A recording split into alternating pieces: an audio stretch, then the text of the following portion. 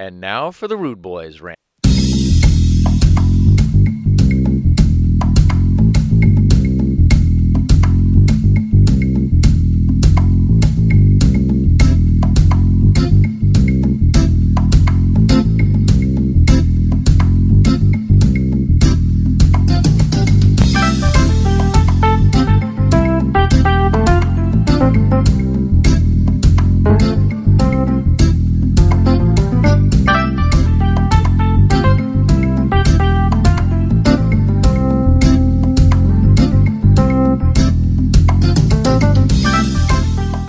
Rudebuoyz, we back it again and think this is a dirty immigrant. Scott has left us for a bit and he's doing some work in there.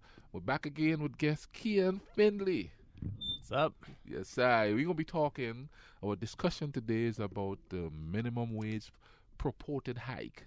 And he's just gonna talk about the pros and cons, maybe and what it is and stuff like that. Just basically, I'm gonna let him go as usual and tell you what the vibe is and things. So what's going on with that, Keiyan? All right. So, the House recently passed a version of Senator Sanders and Ro Khanna's Raise the Wage Act. Sanders and Khanna among others. The Raise the Wage Act basically entails raising the minimum wage to $15 an hour by 2024 with small incremental increases and index it to the median wages so that it will always keep pace with yearly inflation and raises in the cost of living. Also, increasing the sub-minimum wage for tipped employees from $2.13 an hour to $15 an hour over time. So the point is, everybody's eventually going to be making a living wage, at least a living wage, and it's going to keep pace with inflation and rising cost of living. Because the thing about the minimum wage, what a lot of people don't know about it, is it actually hit its peak value in 1968. I was 8 years old. Yeah. Gives you an idea. So the reason is, of course, back then it was like $4 an hour or something like that. But inflation has risen the cost of living so much that the small increases in the minimum wage have not kept up with inflation. So the end result is that there's been an erosion of the actual real value of the minimum wage since then. So before I talk more about the Raise the Wage Act itself, we have to put it in context first. Because not many economic proposals, really no economic proposals, can be separated from the larger macroeconomic context. And the important thing that I think we should talk about when we talk about raising wages for workers, not just low-wage workers even, but just workers in general, we have to talk about some macroeconomic trends. And one of the ones that I find the most astounding and really upsetting is the disparity between worker productivity and worker pay. So, to give you a little bit of background here. Post-World War II, leading up to about 1973, worker pay and worker productivity grew in tandem. They were linked. If one grew, the other grew basically in lockstep. But since 1973, there's been a remarkable disparity between worker productivity growth and workers' average hourly compensation. In fact, between 1973 and 2014, so this is one of the more recent studies that's been done on it, net productivity grew by about 72.2%. So worker productivity has not doubled, but it's grown quite a bit, almost doubled. How much do you think worker compensation, average hourly worker compensation, grew during that time? Not very much. Like what? I think it told me like 10%. It is actually 8.7%. Whoa. So less even. So there's a real mystery here. You know, before you go on, make America great again. We should go back to that time. Yeah, we should be better than that time. Yeah. Because worker productivity is growing at such a ridiculous rate that it's apparent to me that we can afford to raise wages for all kinds of workers. If the gains from increased productivity are not going to workers, they're going somewhere. They're going to the owners of capital rather than wage workers. And not to mention, it's not fixing the infrastructure or nothing. No. It's not.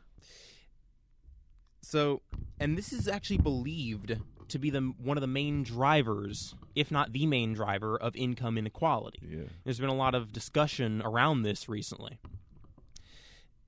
There's evidence to suggest that if hourly pay had kept up with rising productivity growth since the 1970s, then we would not have seen the rise in income inequality that we've seen during that period. So here's the thing about the economy is there's a lot of talk about redistribution, about whether or not we should take from those who have and give to those who have not. I have something of a different perspective. There's no need to redistribute if you don't distribute the money this way in the first place. Businesses are getting rich off of the surplus value of your labor. There's been, and I had checked something real quick. Even among the lowest paid workers, productivity has still increased. So like McDonald's and then yeah. Even so, worker productivity has increased across the board, and there's a number of reasons that people give as to why this disparity exists. It's something of a mystery, but there are three that I've found. One, the lack of unionization. Oh yeah. So, in about 1983, unionization was about 20.5% in this country. Today, it's about 10.5%.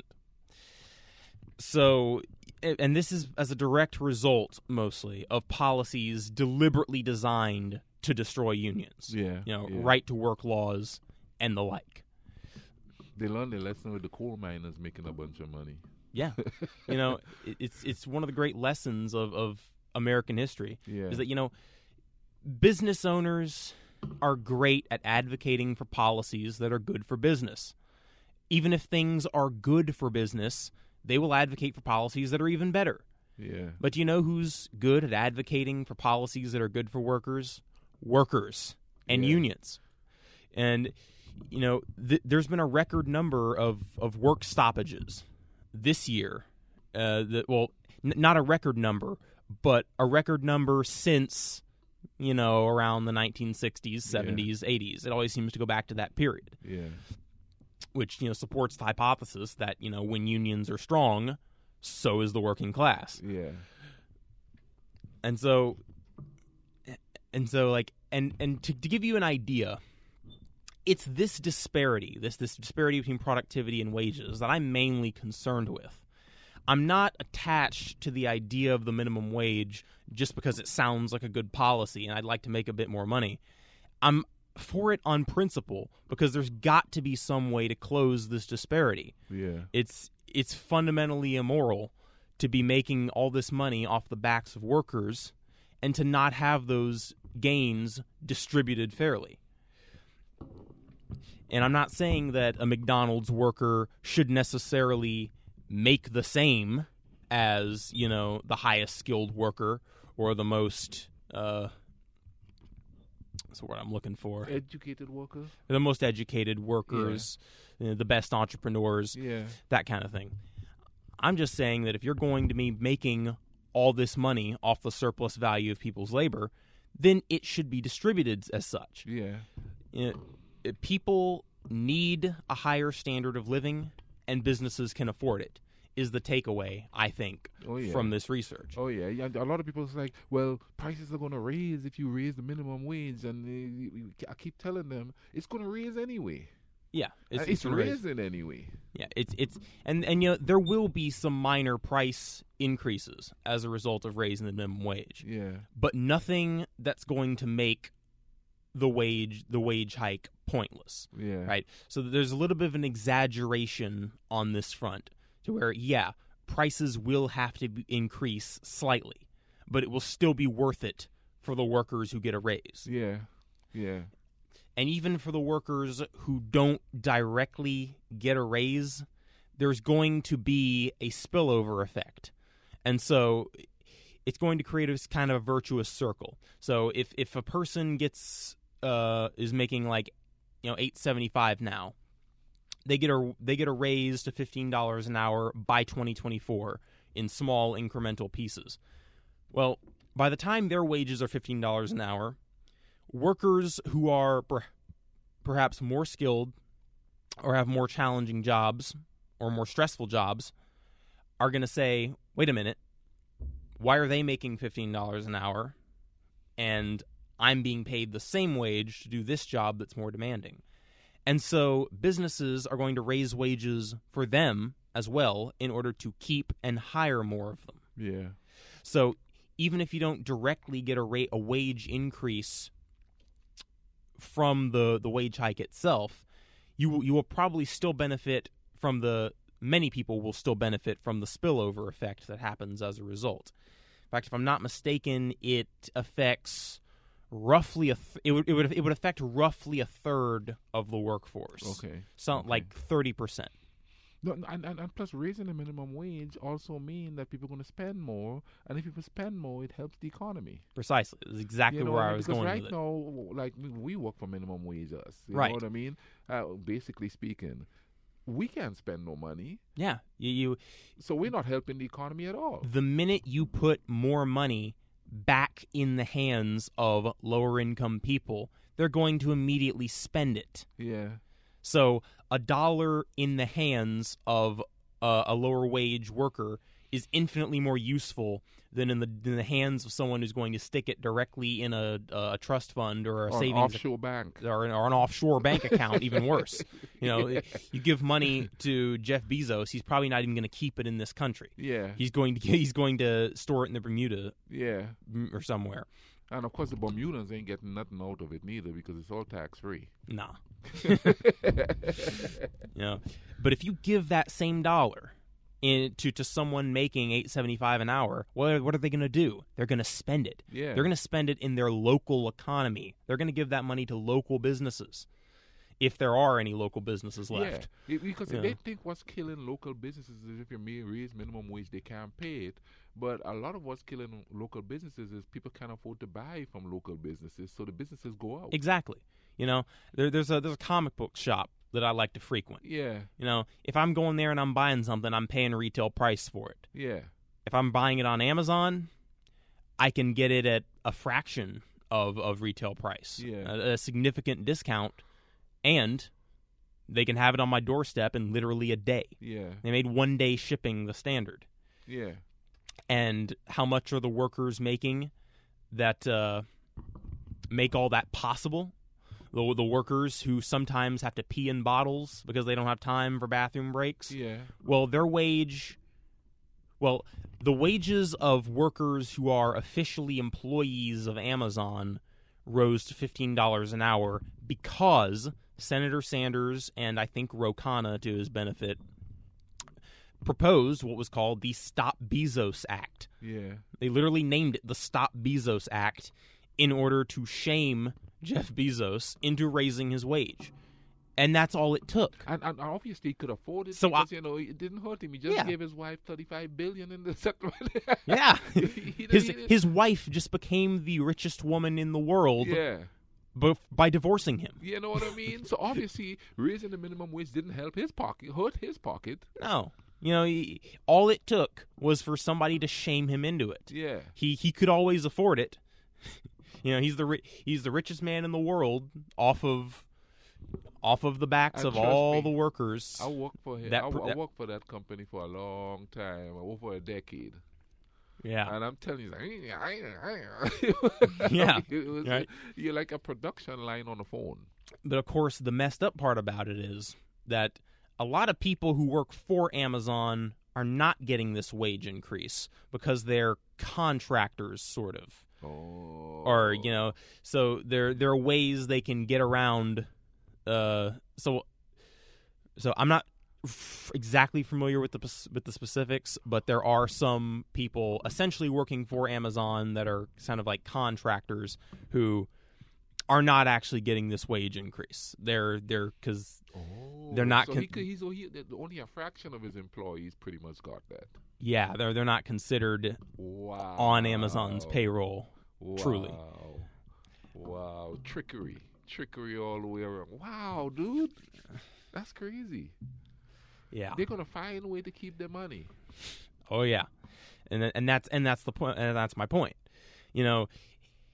Your business owners are always going to advocate for their own interests, no matter how good things are for them. But there is a rising sentiment not just among people who study these things, but even among the Federal Reserve, for example. They recently came out with a report basically says this level of income inequality, forget the moral arguments for it for a second. You just take that out of your consideration. This is bad for the economy. Yeah. Like I said, every dollar in the hands of a working class person goes farther than in the hands Of a rich man. of a billionaire. Because they buy stuff like Bugattis and all of that. They don't buy. This is not a company here. No. The rich stuff that they purchase is not being bought here. No, the stuff that a working class person would buy with a pay increase, are food for one thing. Yeah. A vacation here. Vacations. They're not going to fly off to the Bahamas. They're going to go to Myrtle Beach. And all of that stuff. Yeah. Keeping it here. Exactly. They're going to patronize local businesses. They're going to, pay off medical bills, pay off car payments, pay off mortgages, because their entire life is basically on loan from the bank. Yeah. Until they pay it off in their 70s. Capitalism has gone to the point where it works against working class. Yeah, it's also getting to the point where it works on credit.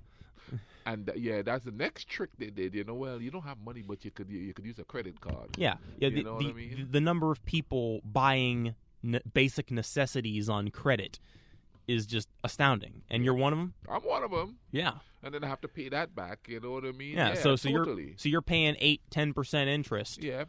On something that you should just be able to afford. Yep. And this is the richest country in the world. Mm-hmm. It's like I said, we can afford it. Yeah. Yeah. That's just crazy, dude. Wow.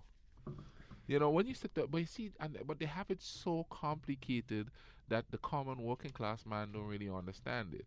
Because we were talking outside and people will say, well, at least you have a job. Well, if you have a job and you're working minimum wage and they're still cutting hours in a lot of the jobs, and you're just barely surviving and you're not really contributing to anything but the rich man's pocket. Yeah. And, it's like I said, the reason that well, before I go into that, let me go back to the union point really quick. So like I said, I'm not attached to the $15 minimum wage as an idea just because I like it and it sounds good. Something has to be done to address this disparity, and I don't really care what it is. For example, Iceland is a country that has no minimum wage. It has no minimum wage on paper. But what they do have is a 91% unionization rate. Yeah, yeah. So even the businesses that aren't unionized are forced to compete with the ones that are. And so they have an effective minimum salary that's much higher 91%. Than here. Wow. 91%. Actually, where I'm from in Grenada is a high percentage too. Yeah. But Iceland, I think, pretty much leads the world in this. Yeah. So compare our unionization rate of 10.5% to theirs of 91.3%. Yeah. Want to know why they have higher wages and why they don't need a minimum wage? That's probably it. Yeah. So I'm flexible with terms of if you said abolish the minimum wage, but as a compromise You increase the rate of unionization, and as I'll get to later, worker cooperatives. Yeah. You know, on parity with a country like Iceland, I'd say fine. Yeah. You don't need a minimum wage when you've got someone advocating that hard for your interests. Yeah, for your means of living. Yeah, the unions, they act as a counterbalance to the business interests, so that the disparity doesn't grow this much. Yeah. And Iceland, by the way, is a country that recovered faster than any other, I think, from the recession, from the Great Recession of 2007, 2008. Yeah. Because they had a policy of, actually, we're going to let most of the banks fail. We're going to nationalize a few of the most important ones, and we're going to give a stimulus directly to the working class, directly to the homeowners. Yeah. We're going to bail out the homeowners by paying off their mortgages. That's what they did. Wow. And they recovered faster than any other. So it just goes to show how much the sort of neoliberal consensus gripped even the Obama administration. Because Obama's idea to fix the economy was bail out the banks. Yeah. And, you know, from his perspective, when you've got people in your ear telling you, yeah, you have to do this, or else the United States might not be the world's reserve currency anymore, the economy is going to crash, it won't recover, I can see why you, even if you're a liberal-minded person, why you would bend to that kind of persuasion. Because it is scary going up against, you know, business interests and the banks and, you know, pharmaceutical industry. They're some of the most powerful people in this country. They have all the money, so they have all the power. Yeah.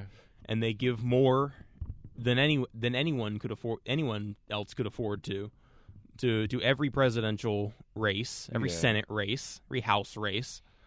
You know, it's like George Carlin said, it's a big club and you're not in it. Yeah. Exactly. You know, and that's why when people tell me, well, Donald Trump is an outsider, no, he was in there, you know, lobbying for his own interests. He was a donor. Yeah. You know what I mean? Which means he's an insider because you aren't privy to what he's doing in there. And it's not just him. It's like all the politicians are like that. Don't tell me a career politician is not, you know, or somebody who have a business and talks to politicians and run for local little offices and stuff. They're doing that not to help you. They're doing that to help themselves. Yeah. Absolutely.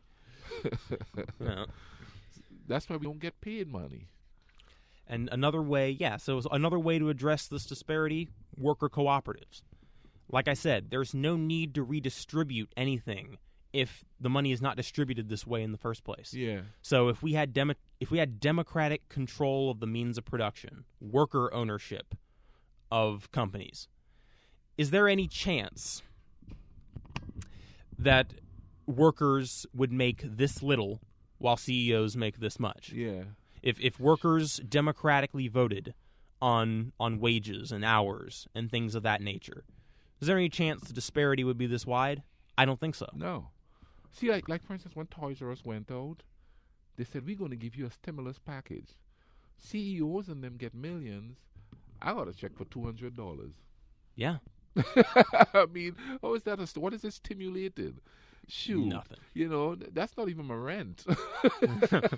What is stimulated? Yeah. And not to mention all the pensions that they're trying to cut all the time. Yeah. And then Sears get in trouble for that, I think. Yeah. It's about them. Yeah. But they have absolutely, like we were talking about, also they have absolutely coerced working class people into thinking that that's the right thing to do. Because a lot of the pushback on the $15 an hour is coming from working class people. Yeah, you know, they have a very sophisticated, very convincing propaganda campaign. Because they know, unlike me or you, who could read that stuff and pretty much understand it, most working class people, they're not going to read that. They don't have the time. You don't because they're working so hard. They're working two jobs. They're probably working two part-time jobs, 70 hours a week, and they're taking care of two kids. Yeah. Where in that time are you going to find the time to educate yourself on anything? And even to go back to, because a lot of it is like, oh, bad parents are. When are you going to have the time to parent? Yeah, and actually, that's even being a little unfair to them, because they do educate themselves. They go to night school and they become nurses. Yeah. And they learn and they pick up trades. But you see, but that's the thing too. They educate themselves to survive, not to get educated. So they don't have time. They have time to be parents, to be workers, and to learn how to be nurses and welders. Yeah. And truck drivers. They don't have time to learn about how they're being screwed. Yeah, and that is why they're pumping up trade schools. Yeah, I mean, creating worker bees. Don't think about all that policy stuff. We'll take care of that. Yeah, I mean, you just get that little welding degree and go weld. I mean, to be fair, trades are a good investment in this economy. Yeah. Sometimes even better than a 4-year degree. Yeah. By far, hey. Yeah, but I've got a sociology and an English degree. Yeah, see, that's how you can tell I'm not too smart. I'm going for political science and not be an electrician. But yeah, I mean, trade schools are a great investment. Yeah. But if the boot is on the working class to this extent, then they're not going to have time to organize. Yeah. And say, like, wait a minute, why is it that, why is it that we are not being compensated for the work fairly, for the work that we do, the increased productivity that is skyrocketed? But I keep belaboring this point. Yeah, because I don't think, and that's a good thing to belabor that point, because people don't understand that point, or they don't care to understand. Not that they, what I mean? They just don't care to understand. It really astounds me that none of the conservative opposition that I've seen to raising the minimum wage or unions ever address this point. Yeah, it's really a point that you have to go out of your way to learn from usually left of center sources. Yeah. The first site that I found to even talk about this. What happened here? All right, folks, a little technical difficulty, so there's going to be a little chop there, and we're going to keep going here. So yeah. Yeah. What's the keyboard there? Yeah. Be sure not to do that again. But yeah. So back to the Raise the Wage Act. This would not only put the minimum wage on parity with its value in 1968, its real value, but it would exceed it eventually. We would be in unprecedented territory with the minimum wage as high as it's ever been in terms of real value. The average worker who's directly affected by it would get about a $3.10 raise when all's said and done, which will result in about a $5,000 annual pay increase. That's a lot. Yeah. For a man who's, a simple worker. Yeah, and like I said, the spillover effect also going to be significant. It's going to affect almost a third of the workforce. And there's this point that's brought up very often, that the main beneficiaries of a minimum wage increase, it's teenagers, right? And this is an understandable opposition, because the people making this, when they were working a minimum wage job, they were probably teenagers, and most of the people working it were probably teenagers. Yeah. Places like fast food joints and grocery stores, right? But the thing about it is that the economy has shifted so rapidly since then, after the gutting of the manufacturing sector in this country, mostly as a result of automation. And what the automation didn't do, the trade deals did. So since the manufacturing economy fell through, we became primarily a service sector economy. So that means a lot of adults, a lot of grown people trying to pay off credit debt, pay off medical debt, pay off mortgages, pay off car payments, 2 or 3 kids, are working these minimum wage jobs. Yeah. And this is a problem because the minimum wage has not kept up with inflation. So year after year after year after year, the real value of their wages are being depreciated, and they're not seeing the level of wage growth that the overall prosperity in the economy should be affording them. So about the average age of workers affected by this policy would be 36. And a greater share of older workers, 55 and over, would get a benefit rather than teenagers. So, about 9.8% of people who would benefit from this wage are teenagers. 16% are older than 55. So the vast majority are prime age working class people. And that's like between, like, let's say 30 to like 59. Yeah. Okay. Some like 20 to 50. 20 to 54, I think. Okay. Is the number they used in the Economic Policy Institute report. Those are the most people I see that have what is that they call the entitlement thing, Those are the people that are like really mean to workers that are making minimum wage. How funny is that? Yeah. And and you can tell wages are too low because we're having to compensate for it with government assistance. Yeah. You have people who are working full time and are not making enough to get by, and so they require food stamps. Yeah.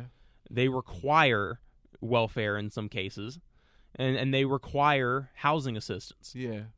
So this is going to come out of somebody's pocket somewhere along the line, no matter what you do. Not the rich.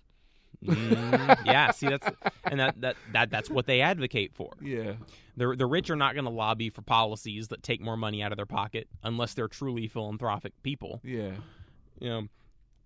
And so the parents of about 24% of the nation's children, so about a quarter of children, will have one or more parent get a wage increase because of this policy. Yeah. We're the nation with the highest rate of childhood poverty in the developed world. So something like this is probably, we know it's a long time coming. And by the way, the minimum wage is not the only way that you could address this. You could also do something called an earned income tax credit, which I should probably go into in a later date. Yeah. Because I haven't done a requisite amount of research on it. But yeah. This is. We're gonna have some more dead air here, Oh yeah, he's looking for his stuff. I tell you, man, it's crazy how that stuff. And what's crazy about it is how the working class have been trained to think that anybody who is in business could fix this. You know what I mean? Here you have somebody. I'm not talking about Donald Trump only. I'm talking about there's a lot of businessmen in politics. If you go in there, they all have businesses, and you know what I mean. When they go in there, they're not going to look out because they have no idea what the working class is going through. I mean, I talked to I talked to this guy that's a business owner, and I was telling him what it's like out there. He have no clue. He looks so surprised when I tell him how people are struggling to make ends meet. You know what I mean? Their pushback for that is, well, you're lazy. You should find another job. Really? You ain't finding another job? You're not having this business and having 10 other businesses and working double time, to make ends meet because you're already surpassing making ends meet. Oh yeah. It's kind of like I was watching a Fox News thing, and I watched them all, CNN, and none of them really make any sense. But the Fox News hosts did not know that waiters and waitresses make $2 something an hour. He was shocked. Yeah. The other host was talking about McDonald's workers should be able to survive on their tips. Oh yeah. They have no clue what's going on. They have no clue. One thing I found surprising, CNBC, I think maybe even be as bad or worse than Fox Business. Because like I was watching one clip of them from like 2007 where they were laughing at the idea of a recession. They were like, oh, the economy is doing great. What are you talking about? There's not going to be a recession. Then they rattle off all these statistics. And it's just like, you guys are just complete shills for the business class so much that you can't even see this thing that a lot of people at the time were predicting. Yeah, and a lot of them like to bring up, well, my family, I have family members that are living, working class. Really, are you helping them? No. So what makes you think that a rich businessman who runs for office is going to help us? Yeah. You are helping your own family.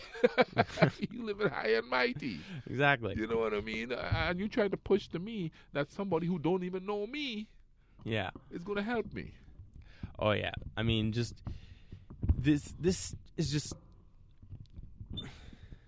I mean, people at the time of the Great Recession could see this coming. It didn't take a genius to see that the subprime mortgage lending was going to have a detrimental effect on the economy. That you're going to give loans to people who can't afford it, sell them packages that are predatory and are going to fall through, and then when all's said and done, just run out the back door with the money. It's disgusting. And since the Great Recession of 2007-2008, we haven't really seen wages or economic conditions for the great majority of people actually recover from it. Like there's a statistic that some percentage of people can't even afford a $400 expense. Like literally, just a $400 expense, unforeseen expense would be enough to just ruin some people. Yeah, it would ruin me right now. Yeah, me too. And so, to get back to the Raise the Wage Act, 63% of the workers that would benefit from this are working full time. So you're talking about full time workers. Yeah, you're talking about 4 out of every 10 single working parents. So the people who need it most, the takeaway are the people who would benefit from this. And it would also be disproportionately people of color. Like, astoundingly, I think it makes up 40.1% of black workers would be affected and 33.5% of Hispanic voters, which that is pretty shocking to me that a plurality, like almost half of black workers are making like under $15 an hour. Yeah. You tell me if that stuff is not on purpose. Yeah, but in hindsight, I guess it shouldn't be surprising to me. Yeah, because you constantly hear about awful conditions for people of color, but when you see these statistics that really put it in concrete terms and really put it in perspective, it becomes just it really makes it click for you in your head. Like, oh, this is another example we were talking about the other night is the fact that schools are funded by property taxes. Yeah. If schools are funded by property taxes, that means the poorest neighborhoods in this country are always going to have the worst schools. They're always going to have the most underfunded schools. Teachers aren't being paid enough, not enough school supplies, not enough up-to-date textbooks. Because the poor people don't own much property, so they're not contributing to themselves. Yeah, and early childhood development through early school age development, that's what determines a lot of life outcomes. Yeah. That's why, not just minimum wage. Minimum wage increases are just the tip of the iceberg. This is where we're going to go off of the subject of the minimum wage because, well, there's one point we have to make before we do that. One more point is we got to address this business of job loss. The number one argument against the minimum wage you will hear from opponents of it is that it will result in lost jobs. So I did some research on this. I looked at some peer-reviewed studies. Surprisingly, this actually is one of the most contentious issues in economics I found. Economists are supremely divided as to whether or not there will be no job loss or no statistically significant job loss, or whether there will be somewhat minor job losses. Yeah. So it was sort of common accepted orthodoxy in the field of economics before the 90s, right? That any artificial rise in the minimum wage would result in job losses. It would result in layoffs. But there were two economists, Card and Kruger, who in the 90s did a study on, I think it was Pennsylvania's increase in the minimum wage among fast food workers, which they considered to be a good sample for low-skill, low-wage employees. And what they found was that there was little to no effect on employment whatsoever. Yeah. And then there have been hundreds of studies since then that have come to that same conclusion. And even a few meta-analyses of multiple studies, about 60 or so. One I found was a meta-analysis of about 61 studies, I think. Yeah. Also found that there was no statistically significant impact in employment. Well, what they did find is that it came out in other ways. So prices will slightly rise. Yeah. There will be, in some cases, there is a reduction in hours, and there are also other areas that you would cut back on. And to think about it, though, is even though minimum wage hasn't been raised, prices are still going up, and hours are still being cut anyway. So what I mean. And then the number one area you would cut, or one of the areas, big businesses at least like Walmart and Amazon can afford to cut, is profit. They're making obscene amounts of profit. Oh yeah, they can absolutely afford to. Like I said, the productivity worker disparity, it speaks for itself. Yeah, the fact that I don't see any opponents of the minimum wage addressing this point specifically, that workers have not shared in the overall growth in productivity, kind of proves that the economy as a whole can't afford to raise wages. And the reason why they haven't shared in that whole growth is because people think, well, you know what, it's their fault to be working there anyway. They should aspire for more. They're too lazy. You know what I mean? And that's the mentality. This ignores the fact that somebody has to work those jobs. Yeah. If it's not, but even if everybody, let's do a little thought experiment. If everybody took your advice and everybody went to college, or everybody went to a 4-year degree, what happens is you just depreciate the value of the degrees that they go to get. Yeah. If everybody has a psychology degree, then a psychology degree becomes worthless. If everybody has a business degree, then the value of a business degree goes down. Yeah. If everybody goes into a particular trade, then that can drive down the wages of people in that trade. If everybody learns to code, as seems to be the sort of Silicon Valley techno-utopian solution to this, if everybody learns how to code, then the wages of coders are going to go down. Yeah. It's basic supply and demand. Yeah. So if everyone took your advice and strove for more and decided to strive for more, that's all fine and good, but still somebody has to be at the bottom. Yeah. Somebody has to be the janitor. Somebody has to be the cashier, at least until we get rid of cashiers, which I know is coming. Somebody has to stock the groceries. Somebody has to do these jobs. So what you're saying when you say that people who like low-skilled employees don't deserve a living wage, what you're saying is that somebody has to do this job and they deserve to be poor. Yeah. You peon, that's all, and that's how we know, that's how we get treated by a lot of people. Yeah.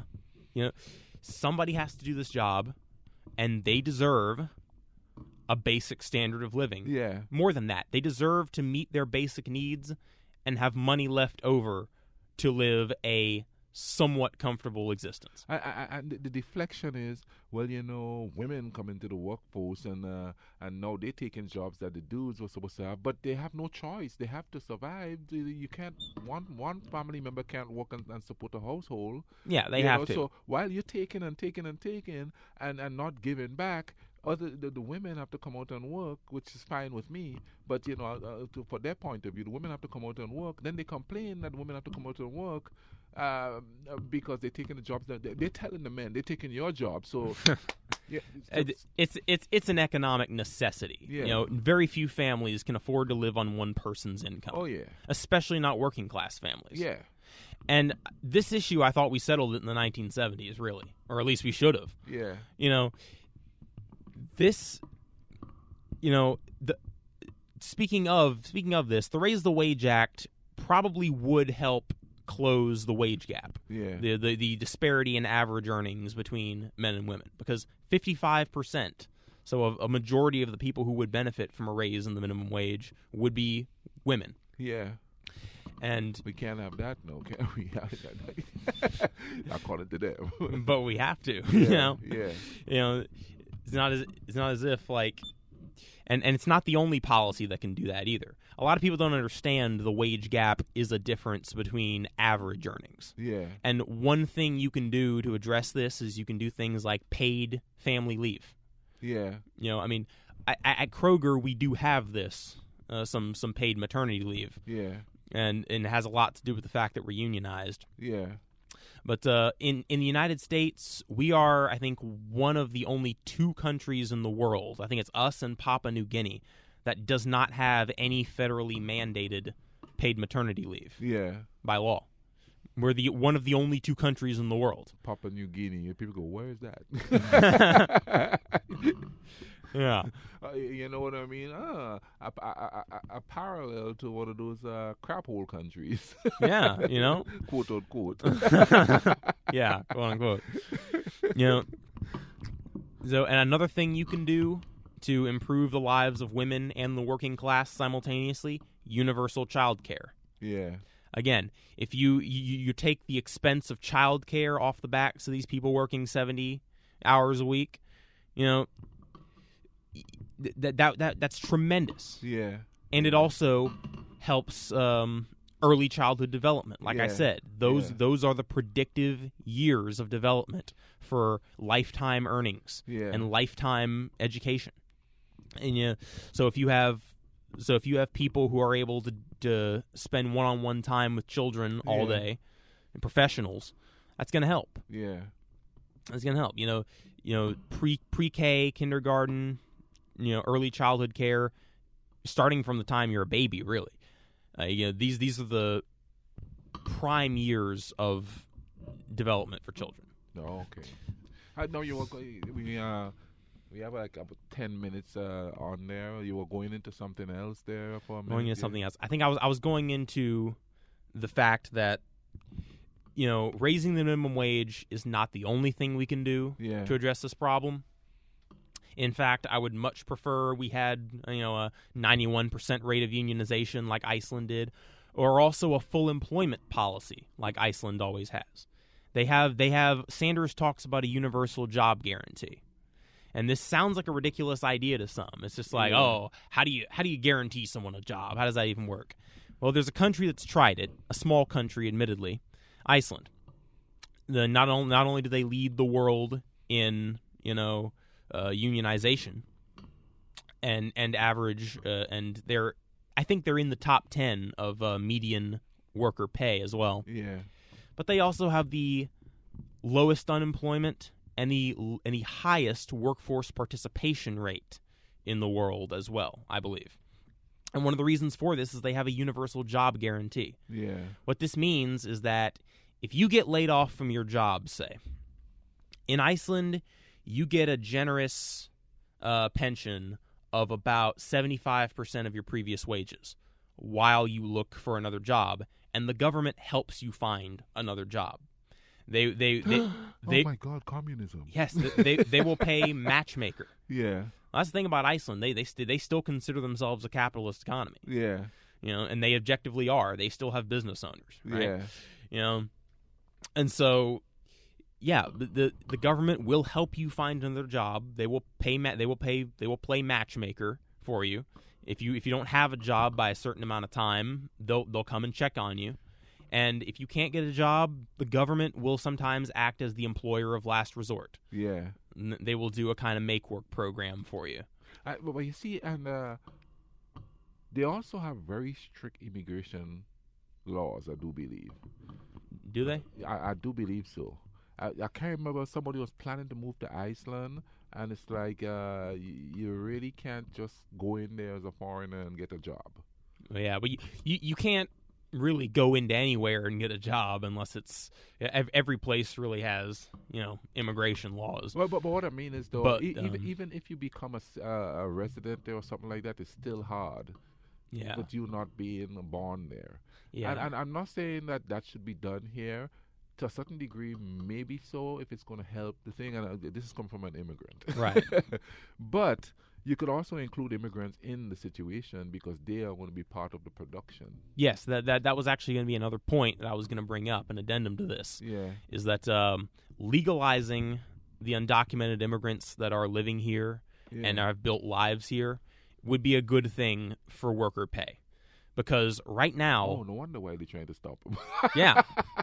Because right now, they are being exploited to such a degree. They have no worker protections because they can't reach out for worker protections because they're trying to stay under the radar. Yeah. They don't want to be found. And so they're the population most vulnerable to exploitation and low wages.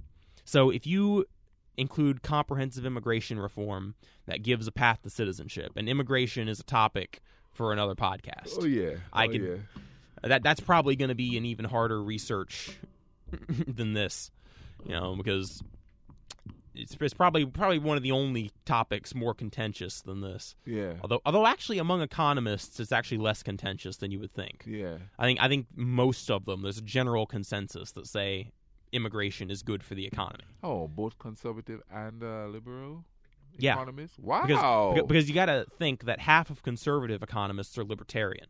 Okay. And libertarians tend to be very pro-immigration. Oh, okay. But, I mean, there's a wealth of studies to say that, like, if the entire world had open borders, the world's GDP would double. Yeah. Like, it would be great for the world economy. Just the idea of efficiently sorting workers where they're most needed, because people are going to go where the opportunities are. Yeah, yeah. It's the same principle as with tariffs.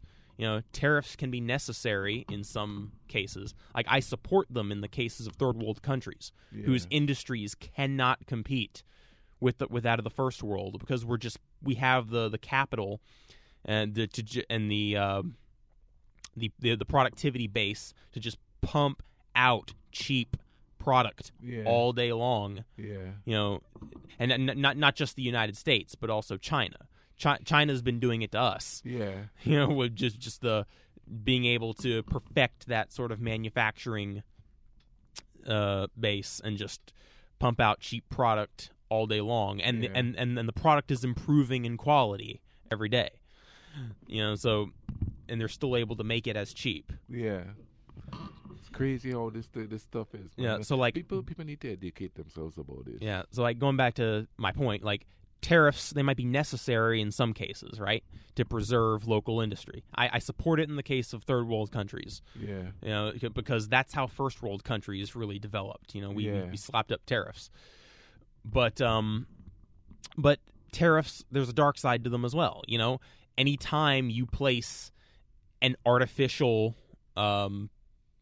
blockage to a certain good entering your country, that is a disruption of the market, and that's going to result in price fluctuations, right? Yeah. So none of this stuff is black and white, really.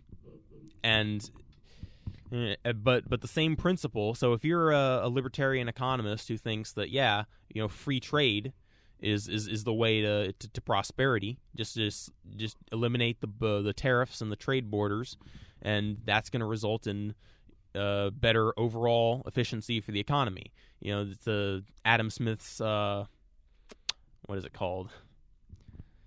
I'm just gonna say specialization. Yeah. China can make China with the same amount of here's the thing. We have a certain manufacturing base, right? We can choose to make airplanes. We can choose to make more airplanes, or we can choose to make more shoes. But shoes. So it's actually more efficient, and there's I'm doing a really bad job of explaining Adam Smith's. What is it called? I'm blanking on the name. Anyway, yeah. But basically specialization. Yeah. Different nations and different sectors of the economy specialize in different things, and they're more efficient at making those things. Yeah. And so they can sell them at more. And so it's beneficial if one nation specializes in one thing, another nation specializes in another thing, and they trade. Yeah, kind of like how Grenada is bananas, you know what I mean? Yeah. Oman is dates, you know? Yeah. Yeah, and so kinda like the that. same principle applies with immigration. Yeah. You know, if you lower, the barriers, the artificial barriers to the free movement of people, they're going to go where they're most needed. They're going to go where, they're going to go where the jobs are. They're going to go where the opportunities are. Yeah. Instead of running from something. You know what I mean? Instead of running from a crime and running from war and running from a famine and stuff like that, they're going to make things better. You can think of it as the opposite. Yeah. Principle of how you normally think of it. We tend to think of it in this country of you have to earn citizenship. Yeah. Some people would think of it the opposite way. Nations should be competing for your citizenship. Yeah. Like this. I mean, this idea that we don't have room. China has. What is it? 1.6 billion people? Yeah. Or is it more than that? It's probably more than that by now. Is it something like? I thought it was something like. No, it was 1.6 billion because there's 7 billion people. No. 1.6 billion is the number of Muslims in the world. That's the number I'm confusing. Yeah. But China has a ridiculous share of the world population and the world GDP. Yeah. Extremely disproportionate. They have billions of people there. And India is catching up to them, as compared to our 300 million. This idea that I think the president actually said once, we're out of room. It's just ridiculous. We have entire swaths of this country with nobody living in it. You know what I'm saying? Just here in West Virginia alone. Move them to Wyoming if nothing else. You know what I mean? But yeah, we better start wrapping up here and thing. We're going to do another one on immigration when you have because that's one of my things. Yeah. I know a little bit about that there. Man, and a lot of the stuff that we talk about here, I knew some about it. Of course, the more human side of it than the actual. And we need both of them in order to explain to people, hey, this is what's going on. Not so much to explain to people, but to inform people. People need to know this stuff. You got to start knowing what's going on around you. That's why we do these podcasts here. You know what I mean? Without arguing about this liberal did this and this conservative did this. This is what it is. Uh-huh. What do you think? Nobody's doing that. Everybody's just saying, this is my side and that is my side. So this is the whole thing about this podcast right here. Yeah. You know what I mean? But we're going to do this again sometime, and we're going to go into anything that you want to research and talk about. Let me know. And we could do it. I would love to do episodes on immigration, worker cooperatives. Yeah. Other ways of raising wages for the working class, like earned income tax credit. Once I do more research on that. Okay. There are just an endless number of topics I could cover. See, once you do that, let me know, and you can come in here and we can do this again. Yeah. But that's Keiyan Findley. Remember that name. It's going to be big someday, doing something to help you. Thank you. You know what I mean? So we're going to cut it off here, you know what I mean? Because we have like an hour or so space left to get it out there, you know what I mean? So we're going to cut it off here. And when he do some more research on some other things, and he let me know, because we work together at our minimum wage job, struggling. Yeah. I mean, the union gives us 5-cent raises every 6 months. Well, no, in my position, we don't get any. Yeah, courtesy clerks don't get any. That's right. No. So it's just a struggle going on there, and everybody's like, "Why don't you find another job?" Wait. Have you seen how the economy is in this area? It's just like they're out there. You just listen. When I stopped work at Amazon, I started to pound the payment. It took me 4 months just to get this one job. Oh yeah, shit. I mean, nah, that's all right. I'm not even going to edit that one. I'm not even gonna edit that one. So yeah, this one is gonna go up. Well, Wednesday. You know what I mean. So anyway, we're gonna cut it off here. This is the Rudebuoyz and thing. You know, tune in, subscribe to us, and all of that good stuff. Remember, don't let that system get you down. Thanks for coming, brother, man. All right. Thanks for coming and thing. You're welcome.